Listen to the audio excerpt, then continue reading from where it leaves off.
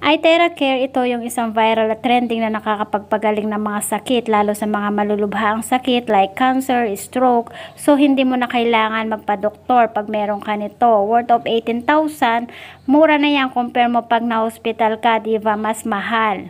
Ito ay isang blower na kailangan mo i-blower ang buo mong katawan kagaya ng ginagawa ngayon sa akin. Sa mga malulubhaang sakit, much better kung gamitin siya ng 3 times a day, at sa mga wala namang mga sakit at mga simpleng sakit lang, much better siyang gamitin sa gabi bago matulog, kasi after mong gumamit nito, bawal kang humawak ng tubig within 4 hours.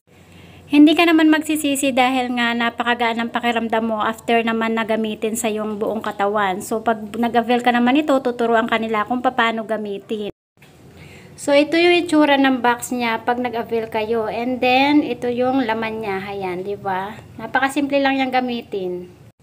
So, kung natatandaan ninyo, ito yung pinalabas dati kay Jessica Soho na ang dami talaga nagpatunay na talagang nakakapagpagaling siya ng mga sakit, lalo sa mga malulubhaang sakit.